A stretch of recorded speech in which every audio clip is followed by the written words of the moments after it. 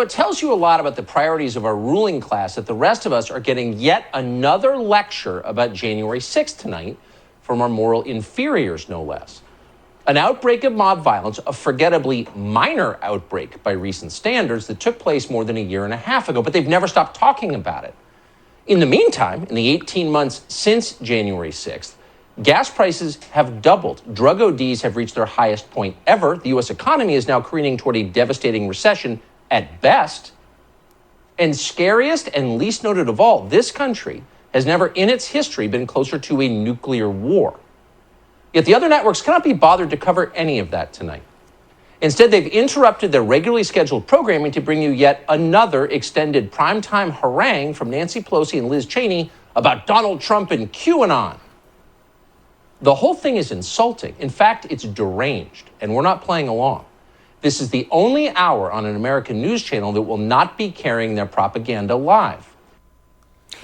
Okay, so he said that part that you mentioned, forgettably minor. Yeah, forgettably minor riot or something like that, yeah. Yeah, and I just do not think that's accurate, even though I think directionally there's a really important point to be made that this entire show trial is going to suck us into a really unhelpful cycle of taking what feels like a scene from a Banana Republic, as you say, and fighting it with a Banana Republic trial where they're arresting a gubernatorial candidate in Michigan a year and a half later for a misdemeanor on the day that they're starting their stupid little hearing. Like, it just, to me, it's you're trying to have the moral high ground, and you're waxing sanctimonious about the unwashed masses, and you know, everyone can say there's very few people that agree it was beating cops is an appropriate thing to do. But at the same time, it's also not appropriate to come up with this committee that has no dissenting voices, has wildly overreached their subpoena power. Like, speaking of breaking norms, what they're doing with their subpoena power is breaking norms. What they're doing with the FBI is breaking norms. So I guess I just find this entire cycle to be really frustrating and depressing. Yeah, I would have rather had the Department of Justice investigating this and actually, well, I mean, which they are. They're prosecuting some Proud Boys and maybe some Oath Keepers. But you know, some of the people who are involved in this to say that no, the peaceful transfer of power has been something that the American experiment has kind of brought onto the face of the earth, and brought it on in real fits and starts. Like 1800 was the first. They called it the Revolution of 1800 because that was the first actual transfer of power because Washington's party lost to Jefferson's party, and Washington's party was like, we don't actually want to have Jefferson in office. Like, this is terrible. This is wrong. We don't want that. He doesn't deserve it. And they actually tried to maneuver to make Burr the president because they thought Burr was this like cipher that they could then kind of bribe and have be their guy. And it went something like 30 some rounds of votes in the House of Representatives, and finally Hamilton weirdly was the one who was like, no, I hate Jefferson, but like he won.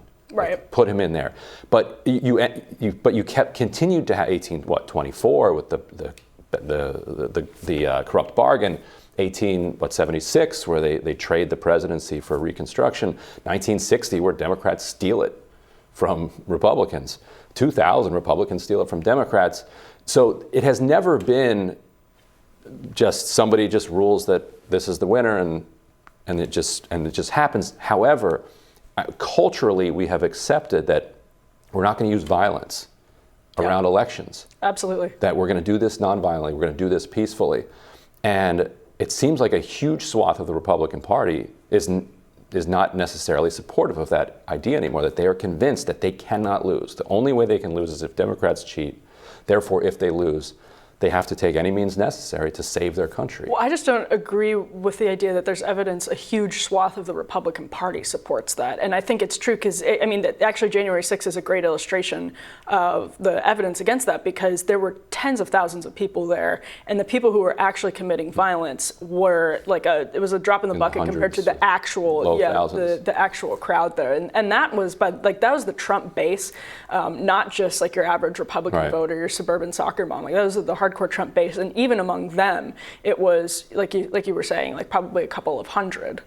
I hope that's true, and maybe it's paranoia on the center left, where they keep saying that was a dry run, that now they're putting in place these secretaries of state and these other professionals who are going to make sure that this doesn't fail the next time around. I hope that's just paranoia on the part of the center left, and that there are enough elements of the right that they can suppress that kind of tendency. Yeah, I mean, I think we can all hope that it's paranoia. Hopefully we'll live long enough to find out. Yeah.